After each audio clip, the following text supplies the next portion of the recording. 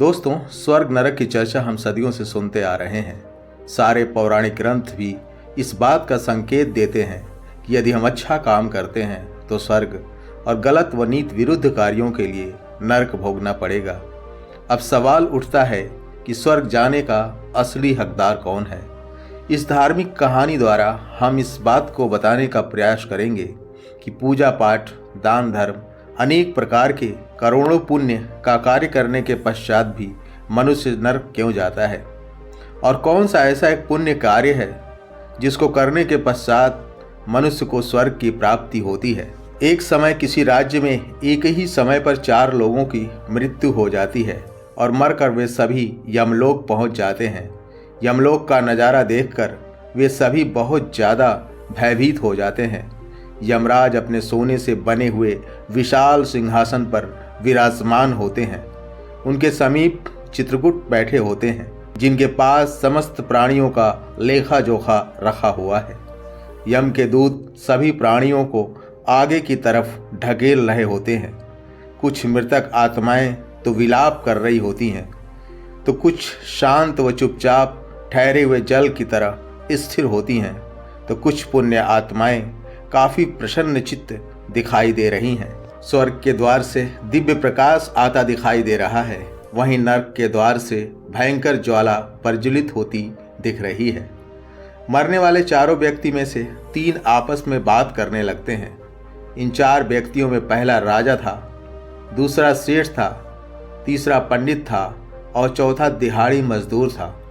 वे चारों में से 3 बारी बारी अपने पुण्य कर्मों का बखान करने लगते हैं।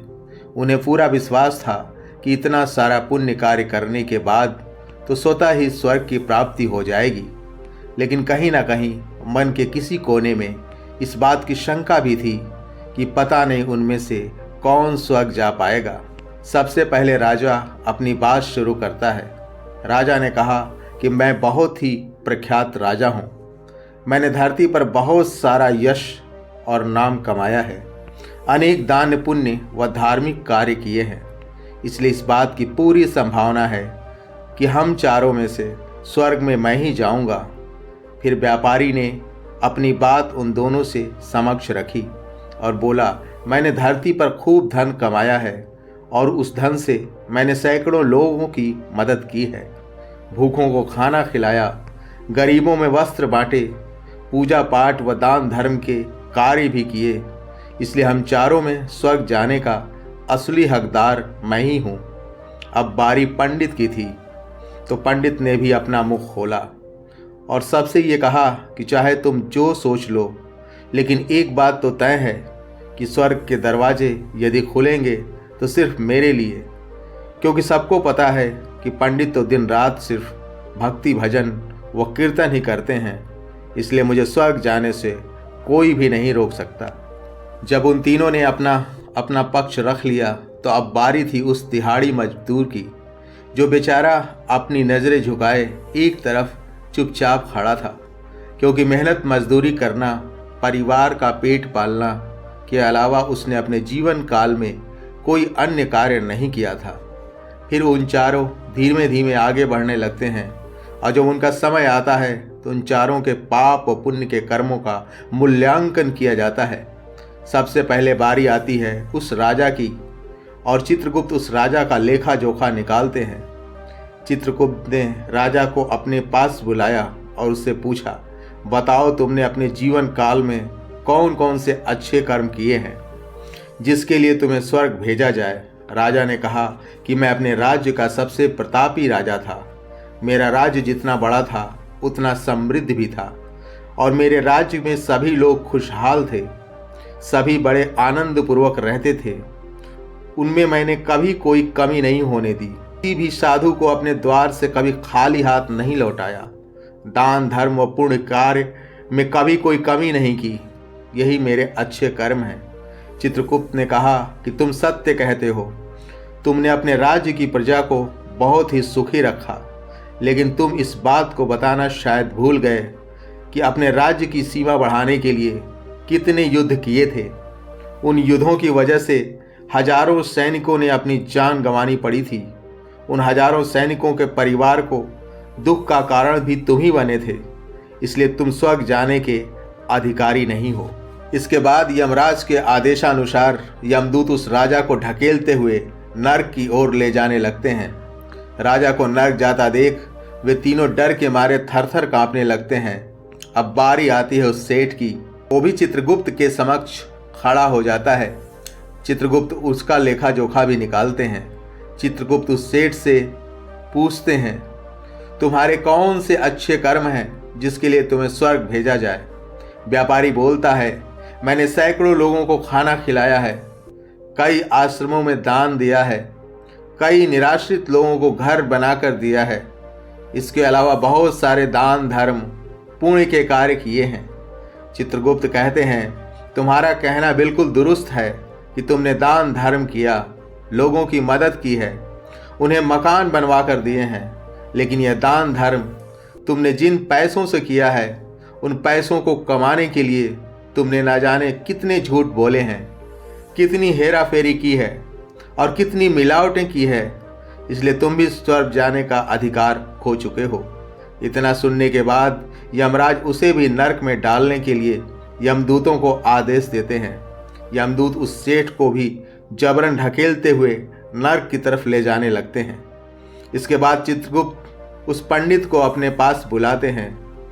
उससे भी वही सवाल करते हैं, हे पंडित बताओ जरा कि तुमने किन अच्छे कर्मों के लिए स्वर्ग भेजा जाए? पंडित ने बड़े ही आत्मविश्वास के साथ कहा कि मैंने अनगिनत लोगों को ज्ञान दिया है, हजारों यज्ञ पूजाएं की हैं और दिन रात भगवान का जाप किया है, इससे अच्छे कर्म भला क्या हो सकते हैं? चित्रगुप्त कहते हैं, हे पंडित तुम सत्य बोल रहे हो, लेकिन जरा विचार करो, आपने जितने भी लोगों को जो भी ज्ञान दिया है उन बातों पर खुद कभी अमल नहीं किया। आपने यज्ञ पूजा या भगवान का नाम निस्वार्थ भाव से कभी नहीं लिया। जो खुद पर अमल न करके सिर्फ दूसरों पर पंडिताई दिखाता हो वह स्वर्ग का अधिकारी नहीं हो सकता। इसके बाद तुरंत यमराज अपना फैसला सुनाते हैं कि पंडित को भी नरक भेजा जाए। इस यमराज के आदेश का पालन करते हुए उस पंडित को भी यमदूत ढकेलते हुए नरक के द्वार की तरफ ले जाने लगते हैं। वह दिहाड़ी मजदूर यह सब देखकर बहुत ही हैरान व परेशान था, क्योंकि अब तक जिन्हें वह महान समझता आ रहा था उसकी व्याख्या यम के दरबार में आकर पूरी तरह बदल गई थी। क्योंकि धरती पर जिन कर्मों को वह अच्छा समझता था उनका यहाँ पर कोई मूल्य ही नहीं था। यह सब देखकर वह दिहाड़ी मजदूर खुद ही नरक की तरफ जाने लगा। इस चित्रगुप्त ने रोकते हुए कहा कि तुम भी अपनी बात कहे बिना आगे नहीं जा सकते। उसने चित्रगुप्त से कहा, प्रभु मैं भली भांति जानता हूँ कि मैं स्वर्ग जाने के लायक नहीं हूँ, क्योंकि मैंने कोई ऐसा काम नहीं किया है जिसके लिए मुझे स्वर्ग भेजा जाए। फिर भी मेरी एक इच्छा है, मैं स्वर्ग को बाहर से एक बार झांक कर देखना चाहता हूँ। बस इससे ज़्यादा मेरी कोई इच्छा नहीं है, क्योंकि ऐसी इच्छा पालने के लिए मैंने जीवन में कुछ भी नहीं किया है। मैं पूरा जीवन मेहनत करता और जो भी पैसे कमाता उन्हें अपने परिवार के पालन पोषण में खर्च कर देता, इसलिए दान धर्म के लिए कुछ बचता ही नहीं था। लोगों की भला मैं क्या सेवा करता, लेकिन काम के बाद जो थोड़ा सा समय मिलता उसको मैं बूढ़े माँ बाप की सेवा में लगा देता, और यह सब करने के बाद मैं कभी कभी मंदिर भी चला जाता और भगवान से कहता, हे प्रभु तूने जो कुछ भी मुझे दिया है उस जीवन के लिए बहुत बहुत धन्यवाद। इतना सुनने के बाद चित्रगुप्त ने कहा कि तुम याद करके बताओ कि तुमने कभी कोई न कोई तो अच्छा काम जरूर किया होगा। दिहाड़ी मजदूर थोड़ी देर सोचने के बाद बोला, हाँ मुझे थोड़ा थोड़ा याद है। एक बार मैं बहुत भूखा था और मैं खाना खाने बैठा था। एक बहुत ही कमज़ोर कुत्ता जो ठीक से चल भी नहीं पा रहा था वह मेरे पास आ गया और मेरे खाने को ललचाई नज़रों से देखने लगा। मुझे उस पर बड़ी दया आई। मैंने अपनी रोटी उसे खिला दी और मैं खुद भूखा ही सो गया। इतना सुनने के बाद चित्रगुप्त और यमराज दोनों मुस्कुराने लगे और यम ने अपना आदेश सुनाया कि इस मजदूर को सम्मान के साथ स्वर्ग ले जाया जाए। दोस्तों याद रखें, अच्छे कर्म लोभ मोह माया में आकर नहीं किए जाते।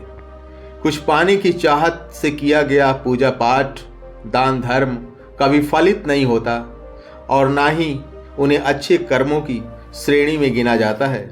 निस्वार्थ भाव से किया गया एक अच्छा काम लाखों पुण्य कार्यों से कहीं बड़ा होता है और आपके जीवन के सारे पाप धोने की शक्ति रखता है।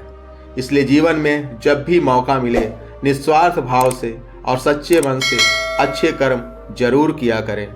दोस्तों, मिलते हैं ऐसी ही किसी और पौराणिक कहानी के साथ। आप सभी को जय श्री कृष्णा। राधे राधे राधे।